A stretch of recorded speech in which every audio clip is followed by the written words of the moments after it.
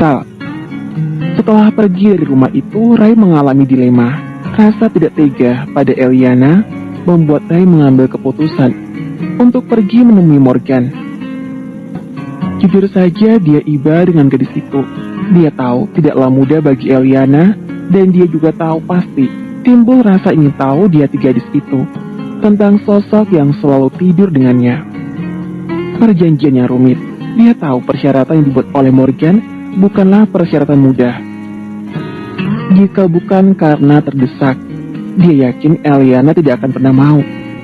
Setelah Rai pergi, Eliana masih berada di rumah itu dan menangis. Dia berharap Rai kembali dan memberikan keringanan. Namun dia sudah menunggu lama. Rai tidak juga kembali. Eliana semakin gelisah. Ucapan permohonan maaf tidak henti dia ucapkan. Bahkan Eliana tidak mau menyentuh makanan yang sudah dibuatkan oleh Grace. Grace tampak iba. Dia tidak menyangka gadis malang itu harus mendapatkan hukuman hanya karena satu kesalahan. Tapi jika dia yang berada di posisi Eliana pun, dia pasti berusaha mencari tahu siapa yang tidur dengannya. Grace sangat ingin menghibur Eliana. Dia sangat ingin melakukannya, namun dia tahu konsekuensinya. Oleh sebab itu, Grace hanya diam saja. Eliana berharap ada sebuah keajaiban. Dia bersedia melakukan apa saja, asalkan perjanjian tidak batal. Seandainya dia tidak perlu membayar penalti dan ibunya tidak terancam, maka dia akan sangat senang.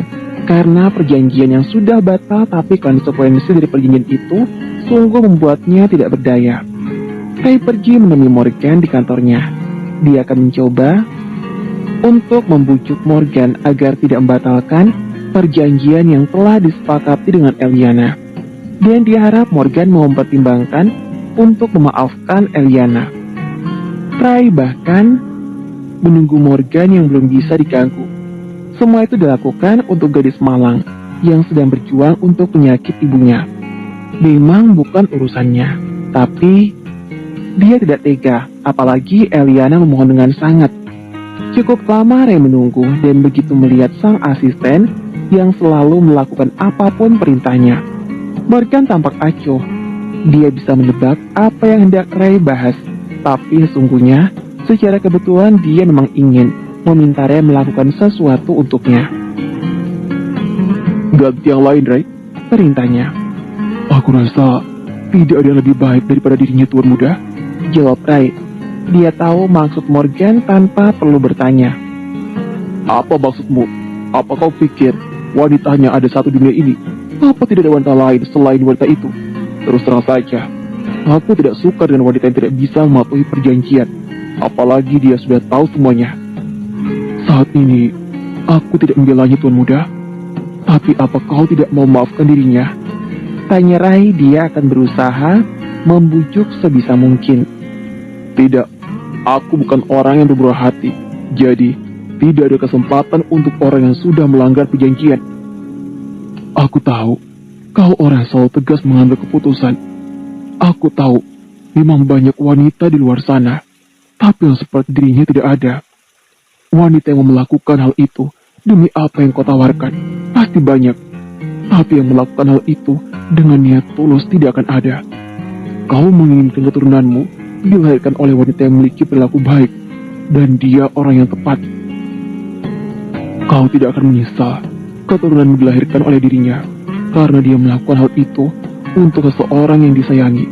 Sifatnya itu tidak akan kau temukan lagi pada wanita lainnya.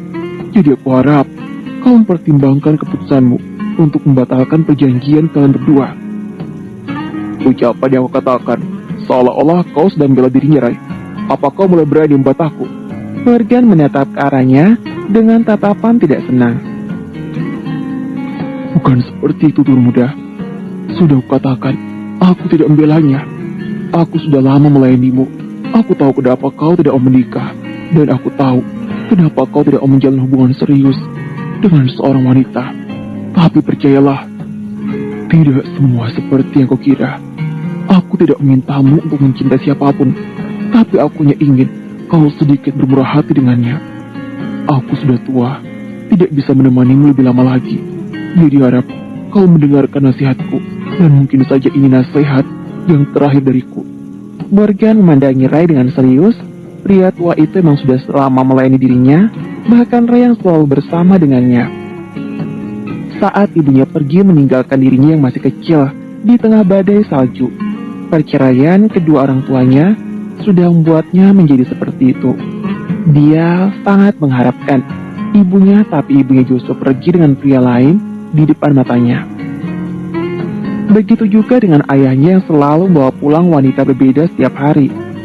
Ayahnya bahkan meninggal karena AIDS, dan karena hal itu Morgan tidak memiliki teman dan dijauhi karena dia dianggap seperti penyakit berbahaya itu sendiri. Karena hal itu, dia hanya menganggap wanita sebagai mainan saja. Apalagi wanita yang bersama dengannya selama ini memang menginginkan uangnya saja, dan mereka membuka kedua hatinya dengan mudah. Oleh sebab itu, Morgan tidak pernah mau menikah karena dia sudah melihat pernikahan kedua orang tuanya yang hancur berantakan, dan baginya wanita tidaklah lebih dari mainan. Pandangan itu didapatkan karena ayahnya selalu membawa wanita berbeda pulang ke rumah setiap hari. "Jangan bicara seolah-olah kau akan mati besok," ucap Morgan dengan nada tidak senang. "Itu bisa saja terjadi. Mungkin waktuku tidak lama lagi. Sebab itu aku setuju kau menginginkan pewaris agar kau tidak kesepian setelah aku tidak ada. Aku juga memiliki wanita yang baik untukmu, bukan wanita seperti yang kau bawa pulang. Aku juga berharap kau berhenti bermain jika kau sudah memiliki penerus. Jadi aku harap kau tidak membatalkan perjanjian itu karena bisa saja benihmu sudah tumbuh di rahimnya tanpa kau ketahui. Kalian sudah melewati malam berdua cukup lama. Tidak menutup kemungkinan benihmu sudah mulai ada di rahimnya."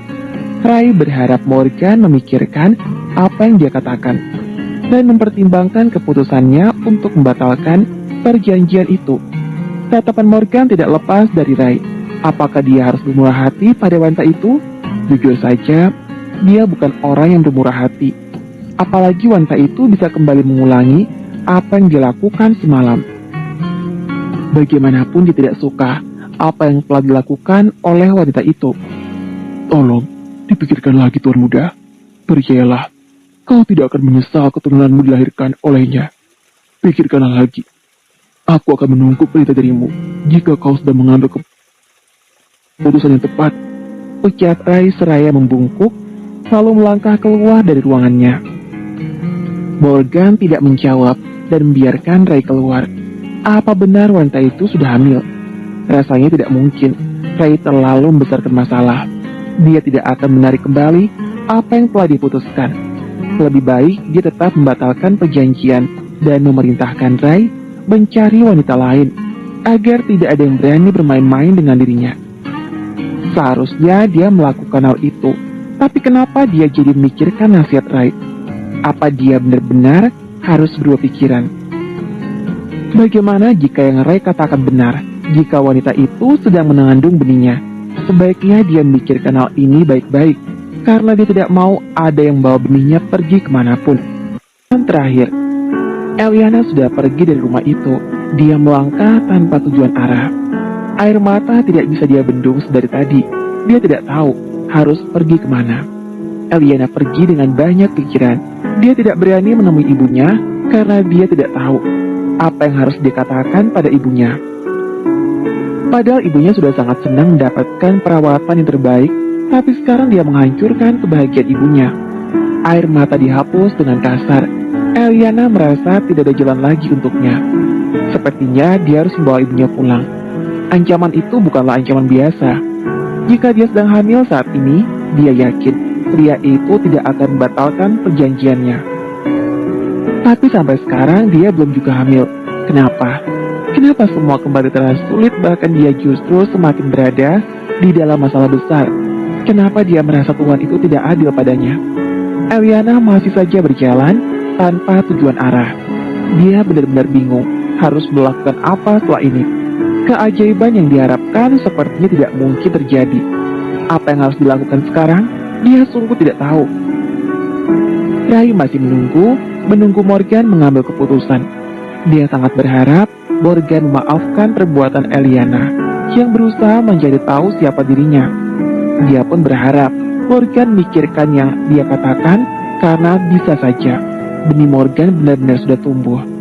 Morgan masih mikirkan perkataan Ray. Beruntungnya dia membuat perjanjian yang tidak merugikan dirinya. Tapi apa yang dikatakan oleh Ray justru membuatnya harus berpikir. Haruskah dia memaafkan perbuatan wanita itu? Jujur saja dia tidak pernah memaafkan perbuatan siapapun yang telah berbuat salah. Apalagi seorang wanita. Ray menunggu dengan was-was. Sudah cukup lama dia menunggu, tapi Morgan tidak juga memanggilnya. Sepertinya nasib gadis malang itu sudah ditentukan. Mau tidak mau dia harus membuat sebuah surat pembatalan dan meminta Eliana untuk menandatanganinya. Meskipun Morgan belum memberi perintah, tapi dia yakin dia harus membuatnya. Napas berat dihembuskan, Ray pikir sebaiknya dia pergi. Lagi pula, dia sudah memperingati Eliana, dan lagi-lagi gadis itu membuat sebuah kesalahan. Dan kali ini, kesalahan dilakukan cukup fatal. Ray sudah melangkah menuju lift. Dia akan membuat surat pembatalan, namun suara ponsel yang berbunyi menghentikan langkahnya. "Masuk sekarang," perintah Morgan. "Baik, Tuan Muda." Ray tampak senang. Semoga kabar baik. Dia masuk ke dalam ruangan Morgan dengan harapan tinggi. Pria itu sudah menunggunya di depan jendela dan memandangi sang asisten yang sudah lama melayaninya. Dia sudah berpikir cukup lama dan sudah mengambil keputusan. Eliana yang semakin putus asa karena tidak memiliki jalan dan tidak tahu harus bagaimana, memilih duduk di sebuah taman dan menangis di sana. Lagi-lagi taman, semua bermula dari taman. Pertemuan dengan Ray juga bermula dari taman. Apakah ada keajaiban lagi saat dia di taman? "Kenapa kau tidak adil bagiku?" ucap Eliana pelan seraya menghapus air matanya. "Aku ingin melakukan yang terbaik untuk ibuku, tapi kenapa kau main saja tidak adil bagiku? Apakah kau begitu senang melihat aku menderita?" Eliana melihat ke atas. Dia sedang mengeluh akan nasibnya yang benar-benar tidak beruntung. "Kenapa kau begitu tega?" teriaknya dengan keras. Lalu Eliana menangis terseduh di taman itu. Dia tidak peduli menjadi pusat perhatian bagi yang lewat. Dia butuh menumpahkan keluh kesah yang dirasakan selama ini. Apalagi dia tidak memiliki satu orang pun untuk berbagi. Eliana menangis cukup lama dan setelah merasa lebih baik, Eliana menunduk dengan perasaan campur aduk dan sakit kepala luar biasa. Dia tahu dia tidak bisa membohongi ibunya lagi. Jika ibunya tetap dirawat di sana, maka dia akan mengulang kejadian yang sama karena dia tidak mampu membayar biaya rumah sakit yang semakin mahal. Seharusnya sejak awal dia bawa ibunya pulang. Jika dia tahu pada akhirnya ibunya yang bisa dirawat di rumah saja, maka sudah dilakukan sehingga dia tidak perlu berkorban seperti itu. Namun dia tidak menyesal karena itu adalah usaha yang dilakukan untuk memberikan yang terbaik bagi ibunya. "Maafkan aku, Mom. Maafkan aku," ucapnya pelan. Air mata kembali mengalir. Rasa bersalah pada ibunya memenuhi hatinya. Ponsel yang berbunyi pun diabaikan. Dia tahu itu kabar buruk dari Ray. Eliana masih tidak mau menjawab, tapi pada akhirnya dia menjawab juga. "Aku siap menerima konsekuensinya, Ray," ucapnya pasrah. "Anda di mana, Nona? Aku akan bertemu denganmu. Karena ada yang harus kau tertangani," ucap Ray. Eliana tersenyum pahit. Akhirnya perjanjian batal. Dia harus membayar $1 juta dan membawa ibunya pulang. Dia benar-benar membuat masalah dalam hidupnya semakin rumit. Mereka membuat janji untuk bertemu di restoran. Eliana tiba terlebih dahulu. Sudah tidak ada harapan lagi. Itu yang Eliana pikirkan, apalagi sebuah map Ray bawa dan Ray letakkan di atas meja. Ray menatapnya sambil menggeleng. Eliana tampak kacau. "Aku sudah memperingatimu, Nona," ucapnya. "Aku tahu." Eliana berusaha tersenyum agar tidak terlihat begitu menyedihkan. "Aku sudah katakan, aku sudah siap. Aku akan bayar penalti itu dalam waktu 1 minggu. Tidak perlu diusir. Aku akan bawa ibuku pulang hari ini juga," ucapnya. "Tidak perlu khawatir, Nona. Tuan Muda bermurah hati memaafkan perbuatanmu," ucap Ray. "Apa maksudmu?" Eliana melihatnya dengan tatapan tidak mengerti. Tuan muda sudah mempertimbangkannya, sehingga mengambil keputusan untuk tidak membatalkan perjanjian itu. Tapi ini, dengan pertimbangan yang matang, karena bisa saja saat ini Nona sudah mengandung benihnya. Tapi, ini peringatan terakhir. Jika Nona kembali melanggar, maka tidak ada maaf sama sekali, meskipun Nona sedang hamil. Jadi sebaiknya patuhi peraturan dengan benar. Eliana diam, haruskah dia senang? Ataukah dia harus sedih? Di lain sisi, ibunya masih bisa dirawat dengan baik.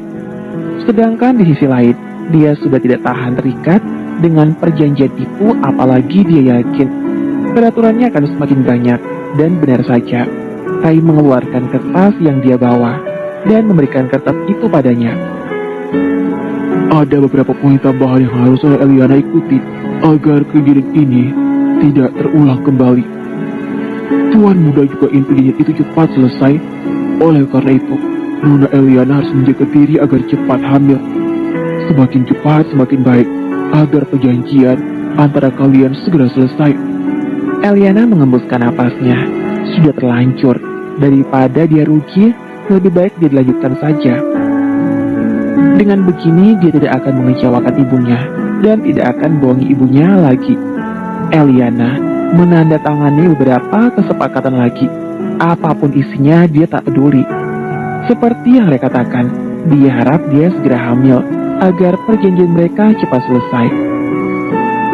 Sekarang dia sangat bersyukur, tidak mengenal dan tidak tahu siapa pria yang tidur dengannya, karena dia benci dengan pria itu. Semoga saja mereka tidak saling mengenal untuk selamanya, walau ada anak nanti di antara mereka, karena setelah perjanjian itu selesai, tidak akan ada yang bisa menahan dirinya untuk mencari keberadaan anaknya. Namun dia harus bertahan dengan perjanjian yang berat sampai dia hamil dan melahirkan.